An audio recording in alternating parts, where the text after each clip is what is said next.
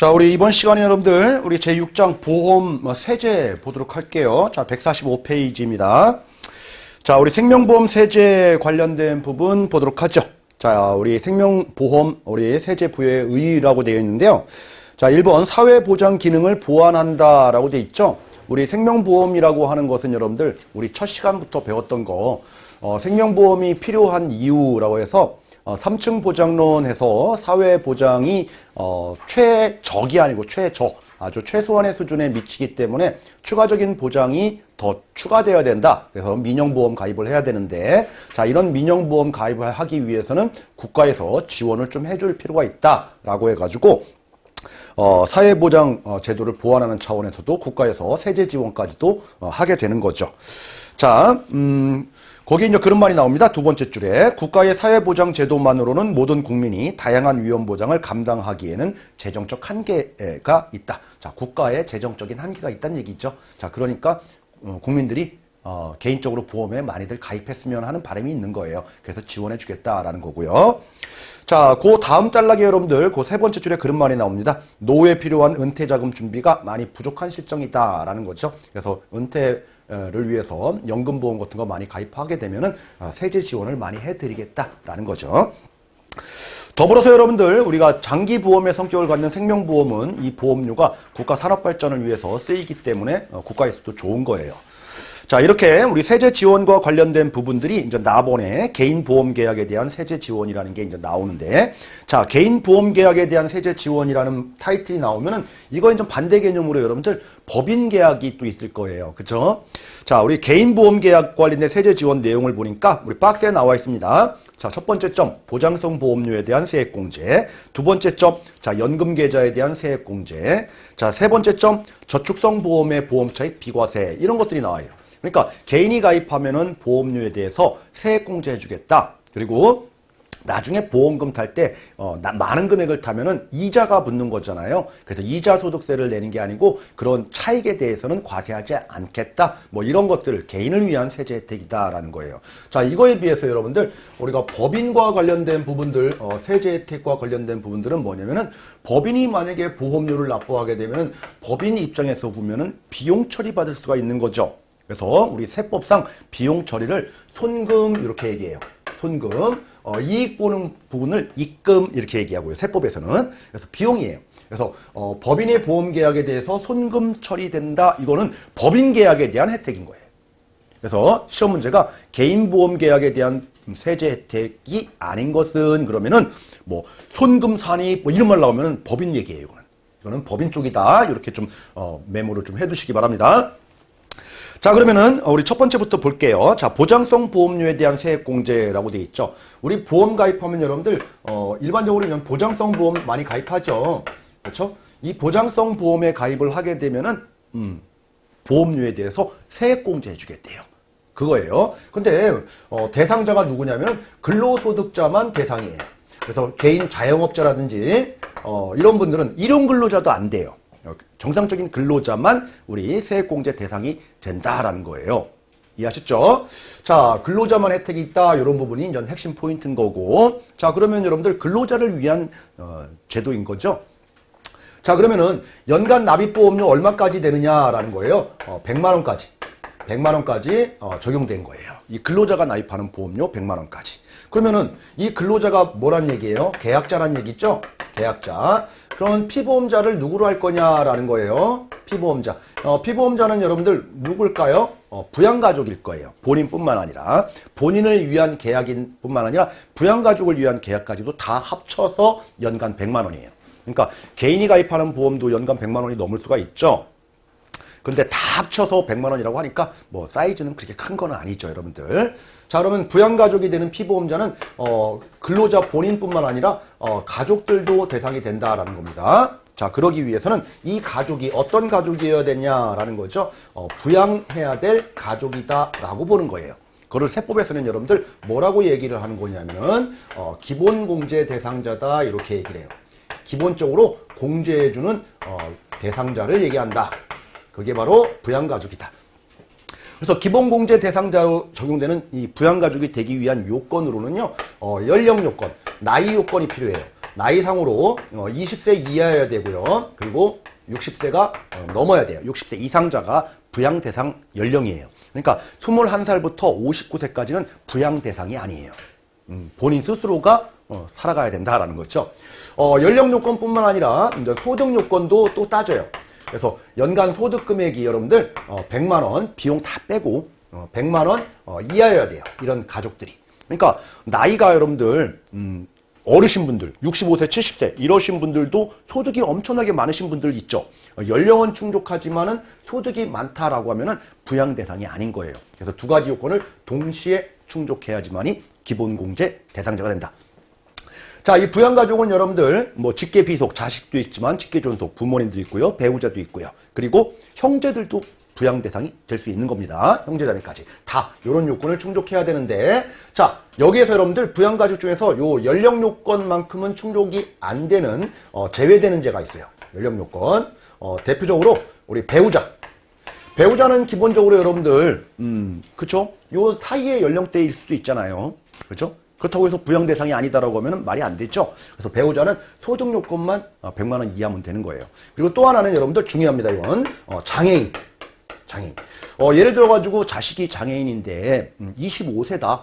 그러면은 연령 요건에 위배되니까 부양 대상이 아니다 그러면은 좀 이상하잖아요. 그래서 장애인도 소득 요건만 따지는 거지 나이 요건 따지지 않는다.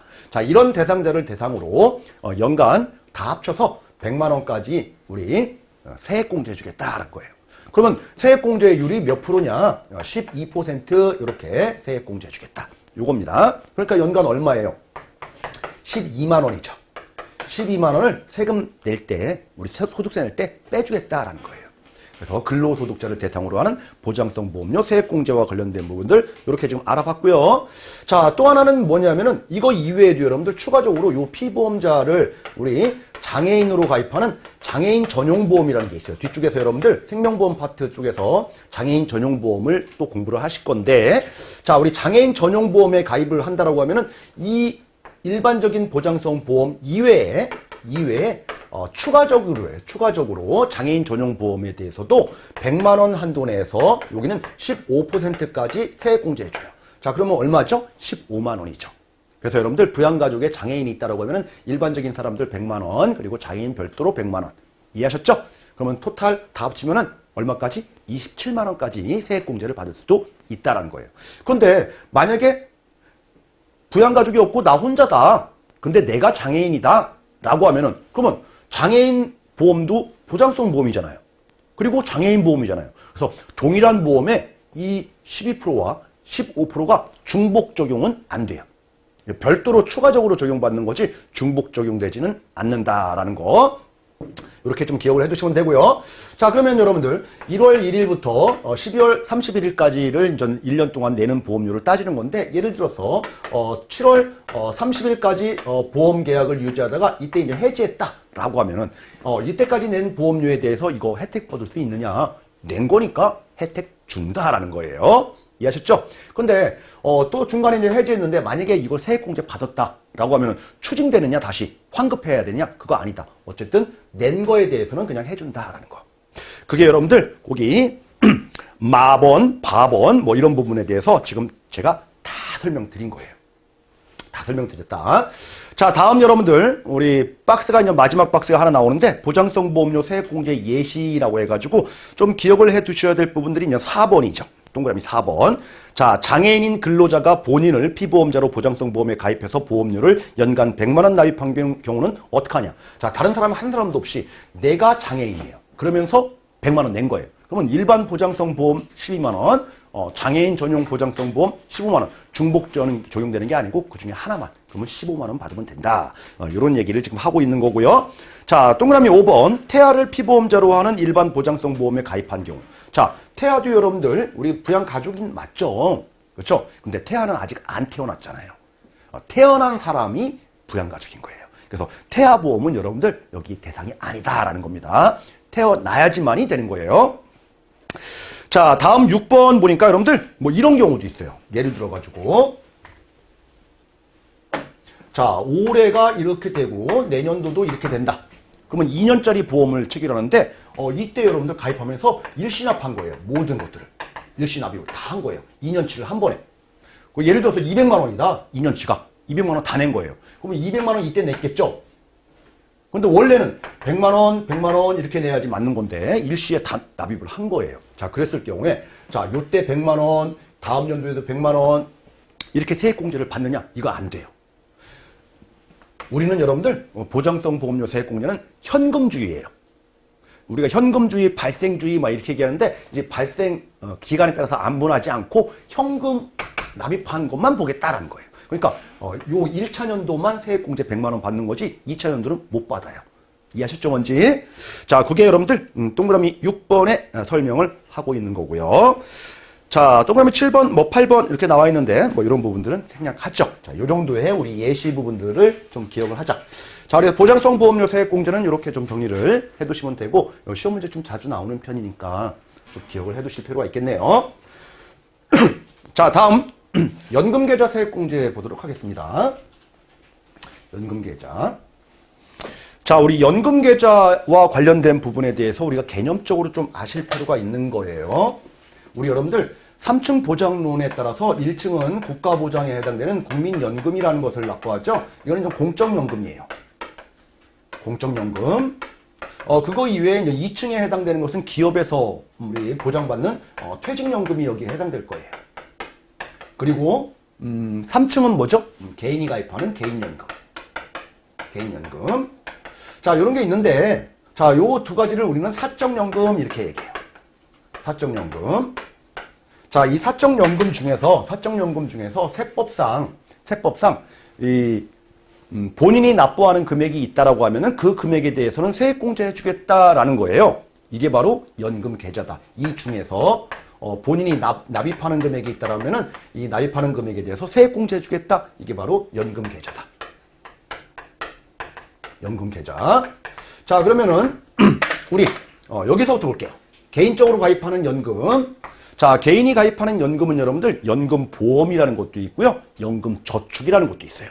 근데 연금보험을 얘기하는 게 아니고요. 여기에서는 연금저축을 얘기하는 거예요. 연금저축. 자, 그러니까 이 저축이라는 표현을 했기 때문에 여러분들 저축기관에 가입하는 거예요. 만약에 연금보험이다라고 하면은 보험회사에 가입하는 거예요. 이해하셨나요? 그래서 연금보험은 생명보험회사에서만 판매해요.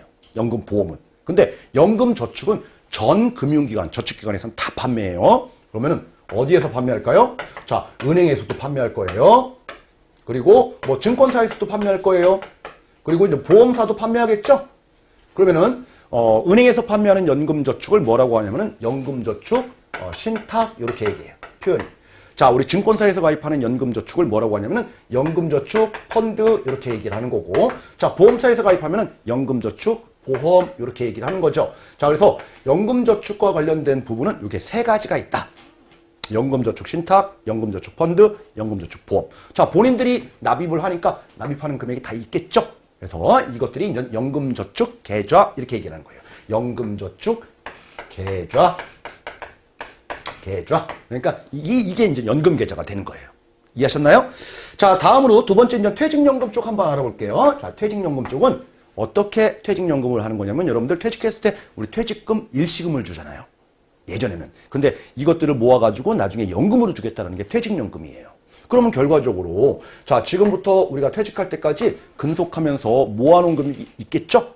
퇴직금으로? 그러면 퇴직금이 이만큼이다라고 해서 예를 들어서 3억을 퇴직금으로 일시금으로 받는 금액이다라는 거예요. 그러면 3억을 회사가 모으면 되는 거예요. 이렇게 모으면. 뭐 수익률이 좋을 때는 조금씩만 내도 3억 원은 만들 수가 있을 거고, 수익률이 안 좋을 때는 많이 내야지 3억 원을 맞추겠죠. 어쨌든 모든 것들을 다 회사가 책임지면서 이렇게 3억 원을 확정적으로 주기로 하는 연금. 이걸 가지고 우리는 확정급여형 퇴직연금 이렇게 얘기해요. 확정적으로 퇴직급여를 확정 3억 원은 주겠다. 이걸 회사가 책임지고 연금을 주겠다. 확정급여형 퇴직연금. 자, 이걸 가지고 우리는 DB형 이렇게 얘기를 하는 거예요. DB형. 그러니까 이 확정급여형 퇴직연금은 누가 책임지면서 끌고 가는 거죠? 회사가. 그러면 여기에 소속되어 있는 근로자는 추가적으로 내면은 이 금액이 더 높아지잖아요. 그럼 회사는 3억 원만 맞춰주면 되니까 회사는 안 내면 되겠죠? 그렇게 하니까 근로자들이 추가적으로 낼 필요가 없는 거예요. 이해하셨나요? 자, 그래서 확정급여형 퇴직연금은 모든 게 회사 책임이기 때문에 근로자가 납입하는 금액이 있다 없다? 없다. 자, 다음으로 보겠습니다. 두 번째. 자, 결과적으로 여러분들 이 3억 원이라는 거는 결국 뭐냐면은 퇴직금은 1년에 한 달치 월급들을 모은 거예요. 그죠? 그러면은 우리 올해 한 달치 월급, 다음 연도에 한 달치 월급, 매년마다 이런 식으로 한 달치 월급씩만 모으면은 뭐 3억 원이 딱 맞는다라는 얘기가 아니고 일정한 금액이 나오겠죠? 이해됐나요? 자, 이렇게 회사는 한 달치, 즉 1년에 12분의 1에 해당되는 금액만큼만 너한테 넣어주겠다라는 거예요. 무조건 3억을 맞춰주겠다는 얘기가 아니고 무조건 요거는 맞춰주겠다라는 거죠. 매년. 그러니까 이건 뭐예요? 확정적으로 회사는 너한테 퇴직급여로 기여하겠다. 기여금으로 한 달치 월급을 매년. 그죠? 이게 바로 확정기여형 퇴직연금 이렇게 얘기를 하는 거예요. 자, 그러면은 나중에 타는 금액은 어디로 갈지 모르는 거예요. 이거는. 모르는 거. 최종 급여액이 확정된 게 아니에요. 자, 이게 확정기여형 퇴직연금인데 요거를 우리는 DC형 이렇게 얘기해요. DC형. 그러면은 회사는 요것만 책임지면 되는 거지 나머지 운용은 누가 책임지면 되는 건가요? 그쵸? 근로자가 책임지는 거예요. 근로자가. 운영을. 그러니까 운영을 잘해서 좀 공격적으로 수익을 많이 낸다라고 하면 3억보다 더 많은 금액이 될 수도 있고 3억보다 더 적은 금액이 될 수도 있고 어디로 갈지 모르는 거예요. 그리고 나중에 더 많은 금액을 더 타고 싶다라고 하면은 이런 회사에서 12분의 1에 해당되는 확정기여형 기여분보다 플러스 알파로 내가 더 낼 수가 있어요. 더 내면은 더 큰 금액이 되겠죠. 이해됐나요? 자, 그러면은 근로자가 추가적으로 납입하는 금액이 있나요? 여기는 있죠. 이게 바로 확정기여형 퇴직연금 이렇게 얘기를 하는 거예요. 자, 세 번째는 보면은 이런 경우가 있죠, 여러분들. 우리 확정급여형 퇴직연금과 확정기여형 퇴직연금과 관련된 부분들은 지금 현재 전 사업장에서 다 쓰도록 되어 있는데 아직 유예기간이 있기 때문에 중소업체라든지 소규모 업체들은 이런 것들을 도입을 안 하고 그죠? 퇴직금으로 주는 회사들도 아직도 있어요. 그러니까 개인이 추가적으로 내가 지금 가입하고 싶다. 회사가 가입을 안 하고 내가 내겠다라고 하는 것들도 또 있어요. 이게 바로 개인형 퇴직연금이에요. 개인형 퇴직연금, 영어로 하면 IRP 이렇게 해요. 자, 그러면 개인형 퇴직연금은 여러분들 물론 개인형 퇴직연금 IRP도요. 개인 근로자가 가입하는 IRP도 있지만은 또는 회사가 가입하는 IRP도 있어요. 10인 미만 사업체를 운영하는 그런 회사 사장님들은 이런 확정급여형, 확정기여형 너무 덩치가 크니까 그냥 개인형으로 가입할래요. 이렇게 해서 퇴직연금 가입하는 기업형 개인형 퇴직연금도 있어요. 순수하게 개인형도 있고. 자, 그러면 개인형 퇴직연금 예를 들어서 뭐 중간에 일을 하다가 퇴사해서 다른 회사로 이직하고 또 다른 회사로 이직하고 그러면 요때마다 여러분들 우리가 퇴직금 받죠? 뭐 한 1년치의 퇴직금 또는 2년치의 퇴직금. 자, 이런 것들을 개인형 퇴직계좌에 집어넣어서 나중에 퇴직연금 탈 수 있도록 제도화한 게 바로 개인형 퇴직연금이다. 이렇게 보시면 되는 거예요. 본인이 낸다는 얘기죠. 자, 이거 확정기여형도 본인이 내는 금액이 있다. 확정급여형은요. 본인이 내는 금액은 없다. 정리가 됐나요? 자, 그러면은 자, 연금 계좌에 해당되는 퇴직연금 계좌의 종류는 두 가지밖에 없는 거죠. 뭐예요? DC형과 IRP형. 즉 뭐예요? DB형은 내가 내는 금액이 없기 때문에 연금 계좌가 아닌 겁니다. 자, 이렇게 우리가 개인연금과 퇴직연금, 사적연금 전체 중에서 뭐만 빠지는 거죠? 그러니까 확정급여형 퇴직연금만 연금계좌가 아니다라는 겁니다. 자, 이게 바로 연금계좌 세액공제 대상인 거예요. 그래서 우리 교재 보시면은 여러분들 연금계좌에 개요해가지고 연금계좌는 연금저축계좌와 퇴직연금계좌가 있다. 이렇게 구분하고 자, 연금저축계좌에서는 연금저축보험, 연금저축신탁, 연금저축펀드로 구분된다. 자, 신탁, 펀드, 보험 이렇게 구분된다. 자, 그리고 퇴직연금과 관련된 부분들은 확정기여형 그리고 개인형 퇴직연금이 여기에 해당된다. 이렇게 되어 있고요. 자, 확정급여형 퇴직연금은 여기에서 제외된다. 왜요? 내가 내는 금액이 없기 때문에. 그렇죠? 자, 그러면 세액공제와 관련된 부분들 그럼 얼마까지 세액공제 해줄 거냐라는 거예요. 자, 뭐라고 돼 있습니까? 12% 세액공제 해준대요. 자, 우리 보장성 보험료 세액공제도 12%였죠. 마찬가지로 12% 세액공제 해주는데 자, 요 룰을 여러분들 잘 기억을 해 두셔야 돼요. 자, 그러면은 이렇게 연금저축 그리고 연금 퇴직연금. 뭐는 포함 안 된다고 했죠? 확정급여용은 제외된다고요. 자, 이렇게 총 5가지가 있는데요. 12% 세액공제 해준다고 했는데 그럼 얼마까지 해줄 거냐? 보장성 보험료는 100만 원이죠. 근데 여기서는요. 연금저축은 연간 400만 원까지 개인이 납부하는 금액. 근데 이거 두 개를 다 합치면요. 연금계좌 토탈 금액은 700만 원까지. 700만 원까지 곱하기 12% 세액공제가 적용돼요. 이해하셨나요? 그럼 예를 들어볼까요? 자, 연금저축에 500만 원 냈어. 그리고 퇴직연금에 400만 원 냈어. 그러면 얼마까지 그러면 세액공제 대상이 될까요? 500이라고 하지만 400까지밖에 안 되니까 이 중에서 400만 되는 거예요. 그쵸? 자, 그리고 여기 400 됐으니까 추가적으로 얼마만 더 늘어나죠? 700이니까 총한도 300밖에 안 되죠? 그럼 400 중에 300밖에 안 되는 거예요. 그래서 700만 원 세액공제 되는 거예요. 이해하시죠? 자, 그러면 다른 예를 한번 들어볼까요? 자, 우리가 연금저축에 200만 원 냈고 퇴직연금에 400만 원 냈어요. 그러면 이 400만 원 한도니까 200만 원밖에 가입 안 했으니까 얼마 되는 거예요? 200만 원 되는 거죠. 200만 원. 이해됐죠? 자, 200만 원에 추가적으로 다 합쳐가지고 700만 원까지니까 700만 원까지니까 얼마? 400만 원 다 적용받을 수 있을까요? 그렇죠. 400만 원 다 적용받아가지고 600만 원 세액공제 되는 거예요. 자, 이해하셨죠, 여러분들? 자, 이런 식으로 세액공제가 적용된다라는 겁니다. 세액공제. 그래서 토탈 700만 원까지 합산해가지고. 자, 그런데 저소득자분들, 우리 저소득자. 저소득자의 기준은 여러분들 우리가 종합소득금액, 그냥 일반적인 종합소득금액을 다 합쳐가지고 4천만 원인 기준으로 따져요. 만약에 직장 다니시는 분들이라고 하면은 총 급여액, 연봉 개념으로 연봉만 있다라고 하면은 5,500만 원을 기준으로 합니다. 그래서 4천만 원과 5,500만 원 기준으로 해서 이거 이하인자, 요거 이하인자. 이하인자는 여러분들 소득공제율이 15%예요. 15%.